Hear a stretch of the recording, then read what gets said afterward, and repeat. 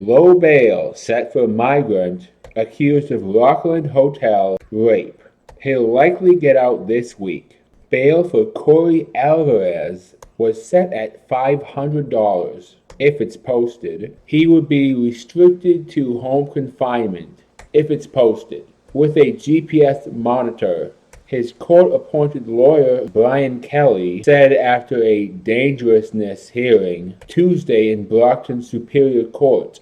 Alvarez, 26, has been in jail since his arrest, March 13th. He was indicted by a Superior Court grand jury May 21st and arraigned May 31st. He has pleaded not guilty to one count each of aggravated rape of a child with a 10-year age difference and rape of a child by force. Authorities say the alleged crimes occurred at a hotel used as migrant housing in Rockland.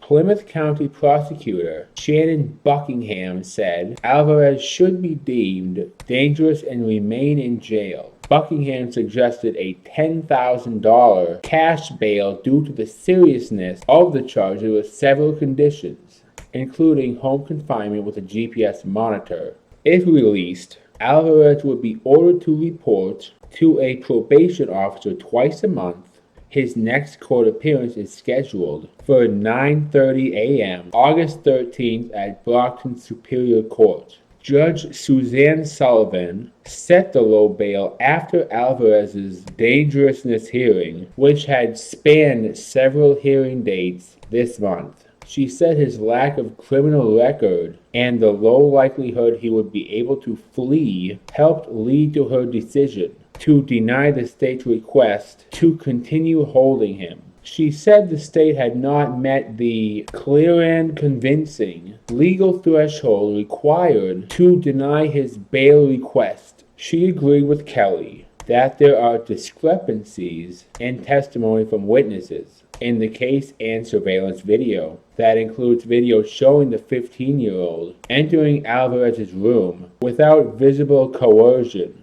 and leaving 8 minutes later with her clothing, hair, and demeanor appearing to be the same as when she went into his room. A rape kit processed at South Shore Hospital the night of police call showed male DNA. Prosecutors plan to seek a DNA sample from Alvarez to be compared with the sample collected from the accuser. Alvarez will stay at the Brockton single-family home of the mother of his girlfriend. He will be allowed to leave the home for church services, legal and medical appointments, and job interviews. Judge Sullivan advised him to continue his Bible studies and English language courses remotely if possible. He is to have no contact with the victim, who has since relocated to an undisclosed address. The 15-year-old, who had only been in the Rockland shelter for a few days with her father and his wife, wanted to install WhatsApp on her tablet, but could not do so. Her father said his wife said she had spoken with a fellow guest who offered to have a look at it. The man, the father clarified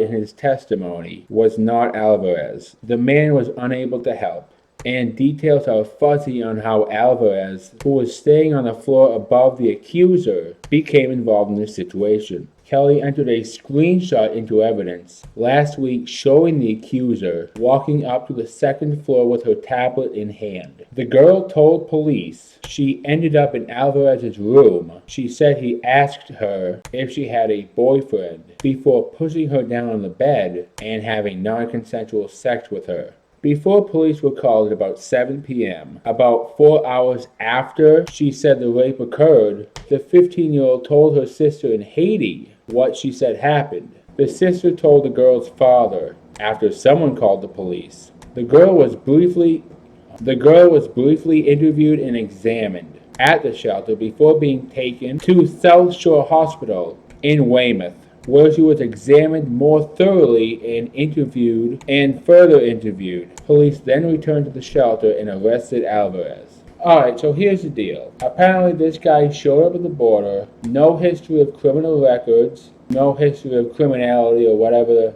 phrases, gets let in by Joe Biden's open border policy, comes to Massachusetts, rapes a 15-year-old, and the judge notices the lack of criminality in his record, notices that he can't flee, I'm assuming back to his home country, so I guess that's enough for the judge to say, okay, here's $500 bail, and once you do that, you can go. Maura Healey, listen up, you fucking lesbian. If you really cared like you say you do, if you really cared about the safety and well-being of families, then you will go to that judge, contact Judge Sullivan, and tell her, I don't like your ruling. And veto, I don't even know if you can do that as a governor, but if you can, find a way to veto or make that ruling by the judge null and void and put this guy, Alvarez, in prison. You know what? No. Don't even let this guy go to Bible study. This guy claims he goes to Bible study and he raped a 15-year-old. Fuck you. Don't let him go to Bible study. Don't let him apply for jobs. This guy is a child rapist. And he's a child rapist who doesn't belong here in the first place. You know what? I don't even know why this guy, Corey Alvarez, is in it. Well, I do. Because Joe Biden let him in. But whatever. Corey Alvarez is in the United States. He can't flee back to his home country. Why? He may be persecuted. And there's the golden ticket. I mean, let's be honest. Any teenage girl is a sitting duck for this guy.